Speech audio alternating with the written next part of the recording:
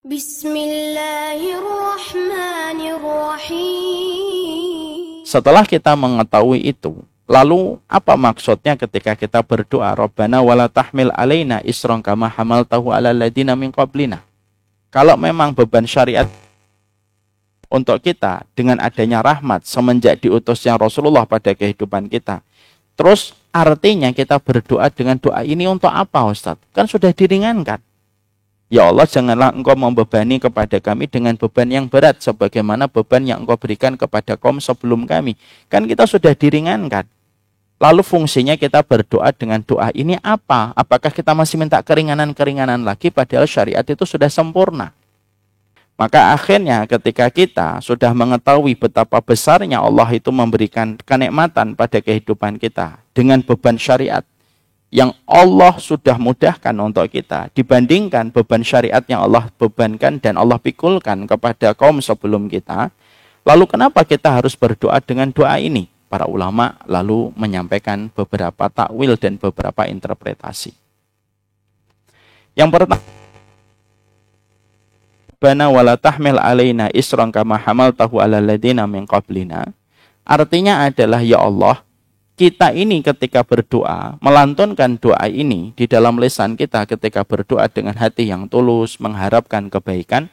Artinya adalah, ya Allah, janganlah engkau berikan kepada kami satu syariat, yang mana syariat itu akan terjadi penyimpangan dalam aplikasi kehidupan kami, sebagaimana penyimpangan yang dulu dilakukan oleh Yahudi dan Nasara di dalam mereka menjalankan syariat. Karena kita harus paham, Pak. Di sini ada kata alladzina min qablina. Min qablina itu sebelum kita. Lah sebelum kita itu siapa? Yahudi dan Nasara. Ketika kita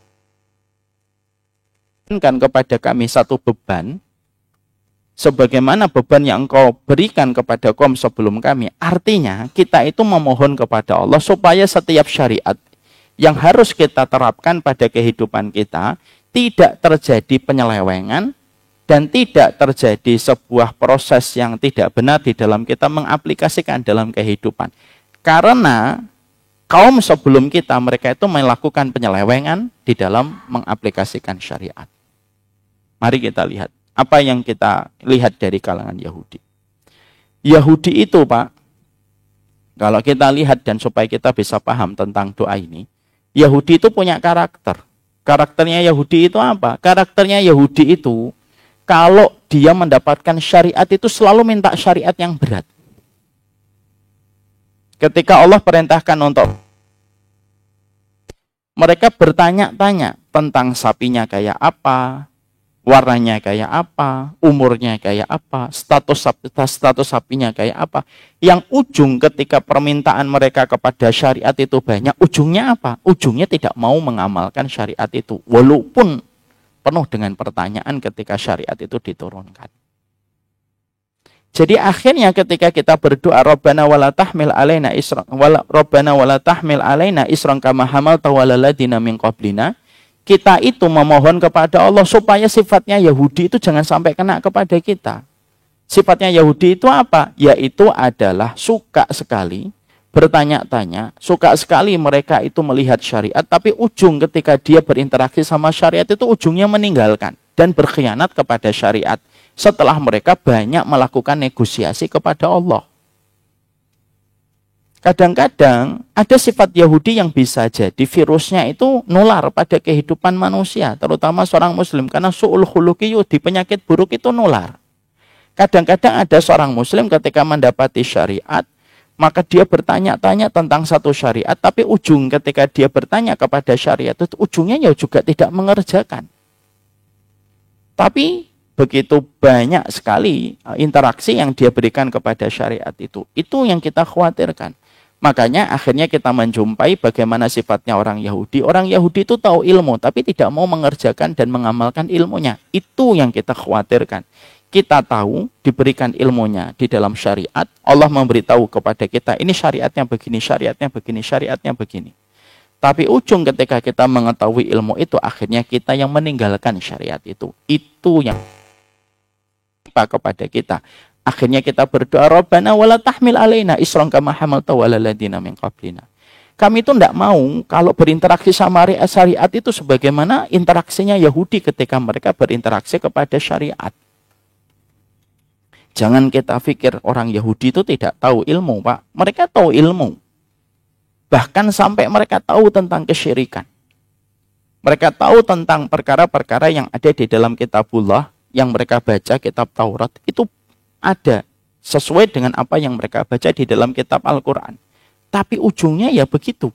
Bagaimana mereka suka menawar-nawar syariat dan mereka suka mengadakan hillah. Hillah itu tipu muslihat kepada syariat. Ketika Allah haramkan mereka untuk mengambil ikan pada hari Sabtu, mereka membuat hillah, mereka membuat tipu muslihat. Tipu muslihatnya bagaimana? Mereka pasang itu jaringnya pada hari Jumat malam dan mereka ambil pada waktu hari Ahad. Yang intinya sama, mereka nyerok ikan itu pada hari Sabtu. Itu namanya hillah, Pak. Dan banyak manusia yang hari ini terkadang memahami satu syariat, lalu dia pikir bagaimana syariat ini bisa untuk ditinggalkan. Tapi dia supaya tidak merasa berdosa. Itu terus ada orang-orang yang semacam itu mewarisi sifatnya orang Yahudi.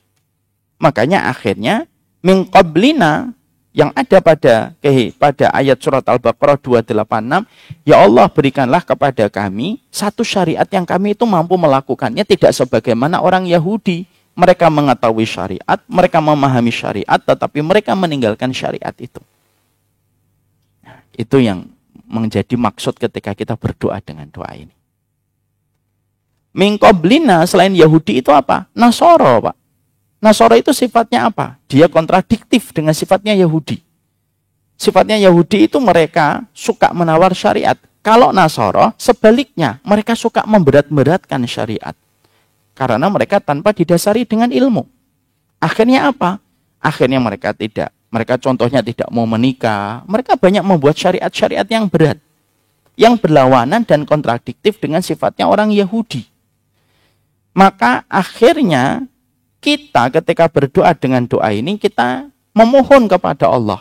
Supaya kita juga tidak terkena pemahaman gulu. Gulu itu apa? Gulu itu berlebih-lebihan di dalam agama ini. Karena sesungguhnya, la yushad hadatin ila ghalabahu.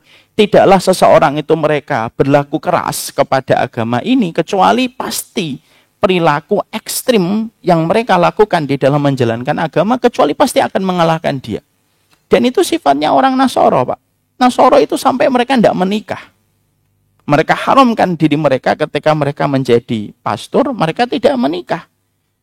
Dan itu termasuk salah satu bentuk ekstremisme yang Allah tidak pernah berikan itu kepada kehidupan syariat manusia, kan? Makanya saya teringat kisahnya Al-Baqilani, Pak. Saya kemarin pada waktu muhadharah nyampaikan kisah ini. Ada satu kisah, Pak, tentang salah satu ulama yang bernama Al-Baqilani. Al-Baqilani ini ulama besar. Lalu beliau pernah diundang sama orang Romawi. Orang Romawi ini, Raja Romawi ini, ingin sekali untuk mematahkan argumen kaum muslimin. Lalu mereka memberikan undangan kepada orang yang paling pintar dan dianggap ulama di antara kaum muslimin supaya datang kepada kerajaan dia. Al-Baqilani ketika memberikan undangan itu, dia sudah mempersiapkan para pendeta dan pastor yang terbaik, yang paling pintar, Pak, supaya bisa mendebat utusan kaum muslimin. Utusan kaum muslimin yang diutus Al-Baqilani. Buatkan di depan singgasana saya sebuah pintu kecil, supaya nanti kalau dia datang ke tempat singgasana, ke tempat kerajaan kita, dia harus rukuk untuk menghormati saya, disebabkan pintu kecil yang kita sudah siapkan. Selain itu, dia sudah mempersiapkan para pastor yang terbaik yang nanti diharapkan bisa mendebat Al-Baqilani. Al-Baqilani mendapatkan undangan, datang sebagai utusan kaum muslimin, Pak. Datang, pertama kali ketika datang, ada pintu kecil.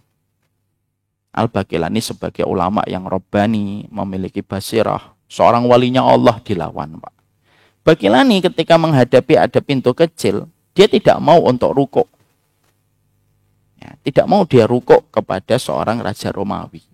Yang dilakukan Al-Baqilani apa? Al-Baqilani itu memutar badannya, lalu masuk ke pintu dengan cara berjalan ke belakang. Sang Raja Romawi kaget. Lah malah saya dikasih pantat gitu. Mau marah, tidak bisa dia yang masang pintu itu. Dan di situ tidak ada tulisan bahwasanya masuknya harus menghadap ke depan. Sang Raja Romawi kalah 1-0, Pak. Tapi dia masih berharap nanti pastor-pastor saya akan membuat malu Al-Baqillani. Al-Baqillani pada saat itu baru saja datang setelah dia mundur ke belakang, baru aja datang. Langsung bagaimana omongan Baqillani langsung menjadikan terdiam para pastor. Al-Baqillani berkata, gimana kabarnya Raja? Gimana kabarnya para pastor-pastor ini? Gimana kabar istri kalian dan anak-anak kalian? Sang Raja ketika mendengar ucapan sapaan pertama kali dengan ucapan sapaan itu, Sang Raja Romawi marah. Al-Baqillani, kamu ini bodoh ya? Inikah utusan kaum muslimin? Gimana sih kamu nanya sama para pastor itu tentang istri mereka dan anak mereka? Mereka itu tidak punya istri dan mereka tidak punya anak. Terus Al-Baqillani pura-pura bodoh. Loh, kenapa mereka tidak punya istri dan tidak punya anak? Karena mereka itu suci. Makanya mereka tidak menikah dan mereka tidak punya anak. Disitulah jawaban Al-Baqillani. Kalau kalian mensucikan manusia, kenapa kalian tidak sucikan Allah bahwasanya Allah itu tidak punya anak dan tidak punya ibu? Masya Allah. Sang Raja Romawi terdiam, pastornya tidak ada yang bisa menjawab, Pak. Selesai debatnya. Al-Baqillani langsung. Sang raja itu ngerasa, wah kita salah ngundang orang. Tapi di situ kita mendapati tentang sebuah kisah. Bahwasanya diterangkan oleh ahli tafsir ketika kita berdoa Rabbana wala tahmil alaina isran kama hamaltahu alal ladzina min qablina, supaya kita itu tidak terkena virusnya orang-orang Nasara. Mereka itu berlebih-lebihan di dalam kehidupan menjalankan agama mereka yang tidak dibimbing dengan syariat yang benar. Makanya ketika kita berdoa dengan doa ini adalah supaya kita tidak terkena Yahudi dan supaya kita tidak terkena Nasara. Makanya maaf, jangan sampai kita terkena hulu, Pak. Karena salah satu perkara yang merusak itu perkara hulu. Tidaklah orang, mereka berlebih-lebihan di dalam agama tidak sesuai dengan takaran, kecuali perkara yang dia jalankan secara ekstrim ketika mereka gulu, kecuali gulu itu akan merusak dia. Kenapa? Tidak akan kuat manusia itu melakukan gulu di dalam kehidupan agama. Saya pernah menjumpai ada sahabat saya cerita, dia punya seorang teman gulu, yang akhirnya gulunya itu ya mengalahkan dia. Dia tidak bisa bertahan dalam sikap gulunya ketika ekstrim, Pak. Karena salah satu di antara virus yang dibuat oleh setan adalah membuat seseorang itu gulu berlebih-lebihan di dalam kehidupan agama. Karena setan itu menjadi penumpang di balik setiap hasrat pada hati manusia. Kalau dia ingin berbuat ketaatan, setan itu terkadang membiarkan orang itu melakukan ketaatan, tetapi bagaimana orang yang melakukan ketaatan itu bisa ekstrim di dalam melakukan ketaatan itu. Sampai akhirnya dia dikalahkan dengan sikap ekstrimnya itu. Makanya pada zaman Nabi Shallallahu Alaihi Wasallam kan sudah muncul gejala itu. Ada 3 pemuda melihat bagaimana kehidupan Rasulullah. Lalu akhirnya mereka berkata kepada Rasulullah, ya kalau Rasulullah ibadahnya semacam itu padahal beliau telah dijamin dengan surga, lalu apalagi kami? Akhirnya 3-tiganya memutuskan, saya tidak akan tidur dan saya akan sholat sepanjang malam setiap hari. Saya tidak akan pernah berbuka, setiap hari saya akan berbuka. Dan saya tidak akan menikah. Dan ketika terdengar oleh Rasulullah, Rasulullah meluruskan. Karena ini termasuk hulu, Pak. Ini termasuk perkara hulu. Yang akhirnya menyebabkan perkara hulu itu yang merupakan perkara yang merusak kehidupan umat sebelum Rasulullah itu ya perkara hulu. Fa'innahu man ahlaka man kana qablakum al-ghulu fiddin. Yang merusak kehidupan umat sebelum kita itu perkara ekstrim di dalam menjalankan agama tidak sesuai dengan takaran-takaran yang telah diberikan oleh syariat. Dan itu yang kita minta kepada Allah. Bedakan antara gulu dengan komitmen dalam sunnah. Beda.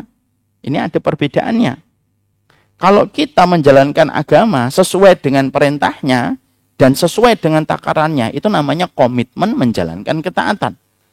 Tapi yang dilarang itu bukan komitmen. Komitmen itu kewajiban. Tapi yang merusak itu bukan komitmen, tapi perkara gulu ketika sudah berlebihan.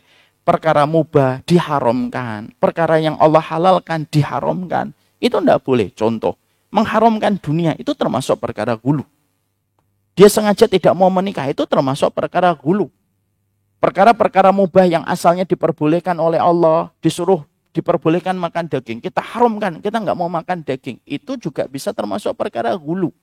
Makanya akhirnya ketika kita berdoa Rabbana wala tahmil alaina isran kama hamaltahu alal ladina min qablina, ya Allah, sesungguhnya berikan kepada kami satu syariat di mana kami mampu untuk mengamalkan syariat ini tidak sebagaimana orang Yahudi dan orang Nasara ketika mereka bermuamalah dengan syariat yang kau turunkan. Kita tidak menggampang-gampangkan, tapi juga kita tidak memberat-beratkan.